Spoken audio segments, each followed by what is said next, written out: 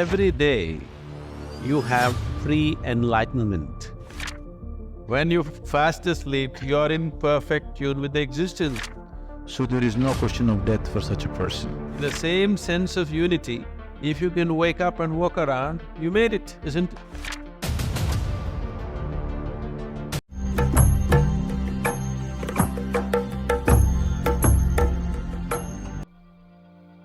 There are various aspects to that which we refer to as Shiva. The boundless reality is referred to as Shiva. The greatest of the yogis has been referred to as Shiva. His dance is referred to as Shiva, his music is referred to as Shiva, his stillness is referred to as Shiva. But of all this, he being a yogi is of the greatest importance in terms of opening up a door of possibility for every other human being. Somebody may be many things, but that dimension which is a possibility for the world is the most important thing. So he being a yogi is the most important thing. Being a yogi means many things. One aspect of a yogi is that he sleeps in his wakefulness and is awake in his sleep. Every day you have free enlightenment when you go to sleep. But the problem is you're unconscious.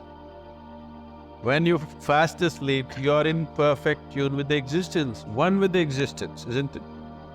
Nature has given you this. If you've forgotten, every day when you go to sleep, it makes you one with the existence.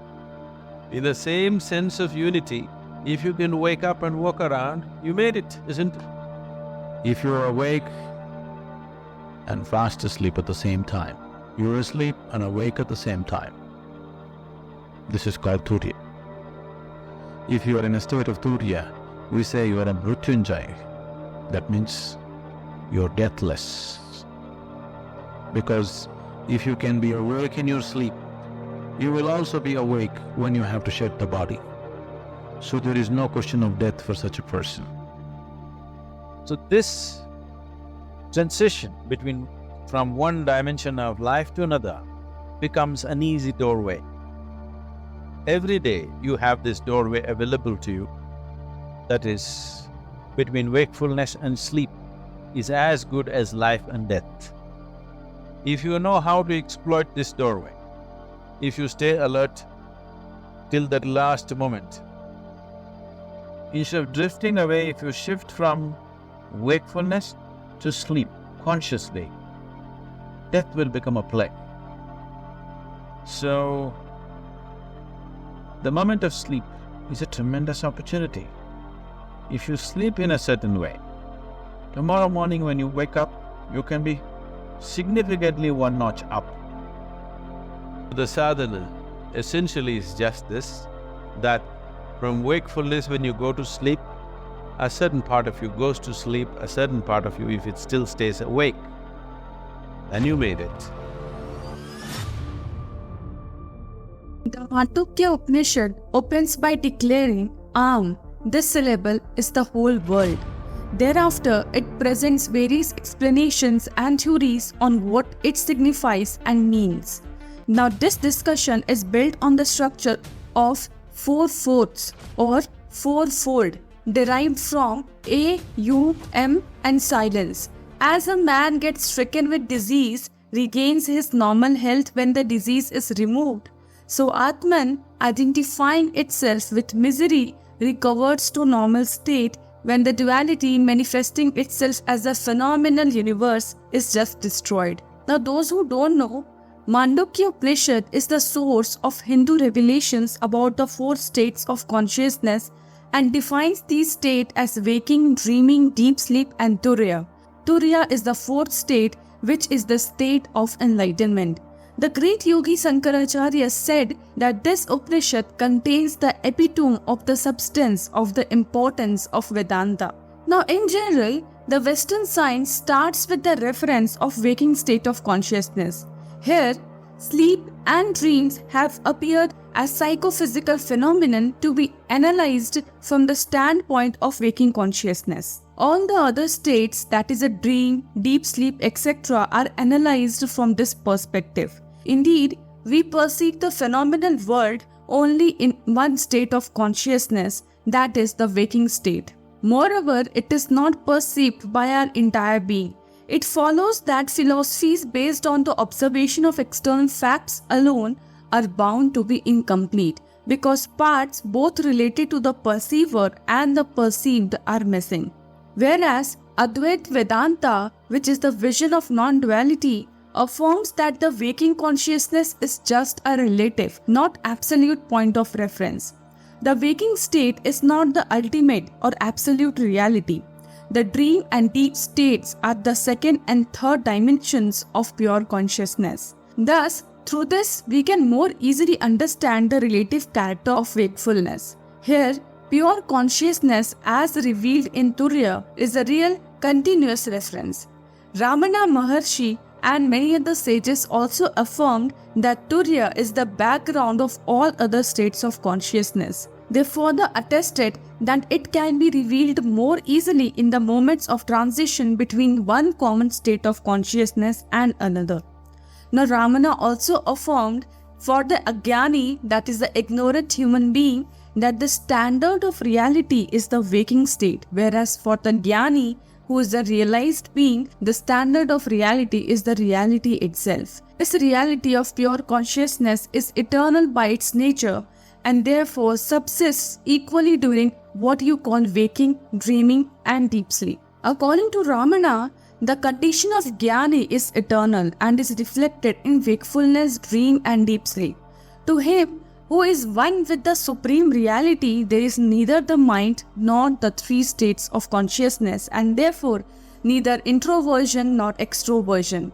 He is in the ever-waking state because he is awake to the eternal self.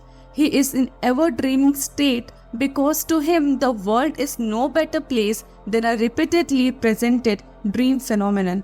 He is in the ever-sleeping state because he is at all times without the body and mind consciousness. Now, we all know that this phenomenal world consists of ideas and mental states. Ideas depend upon words for their expression. The utterance of AUM, that is arm, gives the clue to the pronunciation of all the words or all the sounds uttered by human beings. The various parts of vocal organs that are used in the utterance of all sounds are also used in the pronunciation of arm. Therefore, arm is the matrix of all sounds, which in the diversified form give rise to the words used in languages. The sound A coming from the throat when the mouth opens to utter any word is the beginning of all sounds. The sound M is the final sound when the lips are closed, and the sound U is the rolling forward of the impulse which has been created in the throat and which ends by closing of the lips. Thus, when arm is uttered, all the various parts of vocal organs needed for uttering words are used. Therefore, arm is said to include all the sounds. The substratum of all the sound is arm and the substratum of phenomenon is Brahman. The sound signifying the phenomena are no different from the phenomena, since both are illusory. When the illusion disappears, there remains only the substratum, which is one and admits no difference. Therefore, it is said that Brahman is Am. Now, today we are going to study the four states of human consciousness in a little depth and their relationship to different kinds of levels of attention. By examining our consciousness and becoming more mindful of the importance of all the four states of our health, we can better exist in this world. Now, before proceeding forward, let me tell you that in this video, I'm not going to cover about the importance of arm, how it helps you physically, mentally, emotionally and spiritually, as Sadhguru in this video has already spoken about it. Also, I'll give the link in the I button and the description. Make sure that you watch that video after watching this video. Now, let us discover about the four states of consciousness that the figure arm consists of. Now the lower curve represents the gross conscious waking state level, which is known as Vaishvanara, which is the A of Am mantra. The center curve represents the subtle, unconscious and dreaming level known as Tejasa, which is the U of Am mantra. The upper curve represents the causal, subconscious and deep sleep level called Prajna, which is the N of Am mantra. Now the dot or the point or the bindu represents the fourth state of consciousness, which is the absolute consciousness, which encompasses, permeates in all the other three states and is known as Turiya, which is silence after A, U and M of Am mantra. Now the arc below the dot symbolizes the separateness of the fourth state standing above the ever remaining parts of the other three. Piercing the bindu finally allows one to attain the highest experience, and this comes after following the process of Kundalini awakening. And let us see what this waking, dreaming, deep sleep and Turiya actually means. Now first is wakefulness, which is also known as Jagrit. Now in this state, the Atman or the Supreme Self is mainly misidentified with Annamaya Kosha, which is the sheath composed of food, the physical body. Thus the Jiva or the soul travels in objectivity and becomes the object itself, mostly ignoring the subjective consciousness. In the waking state, the Jiva is caught up with objects both external and internal and loses the awareness of his true nature as pure subject. Now second is dreaming state or Swapna state. Now the dream state is the state in which the Supreme Self is mainly misidentified with Pranamaya Kosha, which is a sheath composed of life force, and Manomaya Kosha, which is a sheath composed of mind. Thus the Jiva or the soul travels the cognitive world, which is the imaginative world of dreams, becomes one with that realm and loses the consciousness of Atman or pure subjectivity. Sometimes while in Swapna, Atman is misidentified with Vijnanamaya Kosha, which is a sheath composed of intellectual knowledge and understanding. And then there is lucid dreams. In the dream state, the Jiva is caught up with internal objects and loses sight of its true nature as the pure subject. Now third is deep sleep, also known as Sushupti. Now in deep sleep, the Supreme Self is mainly misidentified with Anandamaya Kosha, which is a sheath composed of bliss or the causal body.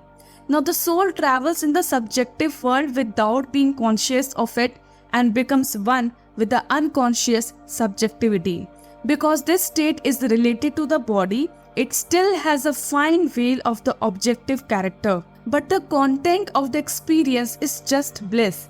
So in deep sleep, the Jiva is free from objects but has not yet transcended itself. Now last and the most important is Turiya. The fourth state is usually called pure consciousness or superconsciousness.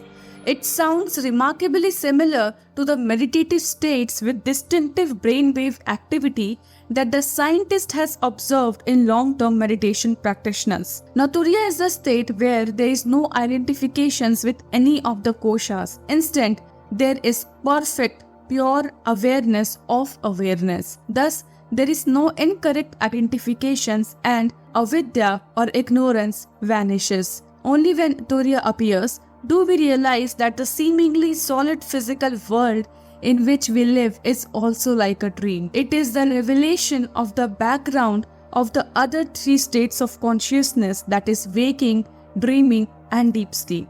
Now Turiya is represented by A. Though indivisible, it has three sounds A, U and M. A stands for Vaishvanara, U stands for Tejasa and M stands for Prajna. Am represents the three states of consciousness, but the mantra Am stands the supreme state of Turiya, that is beyond birth and death, symbol of everlasting joy. At the end of the Am, there is silence, and Turiya pervades the entire sound of Am.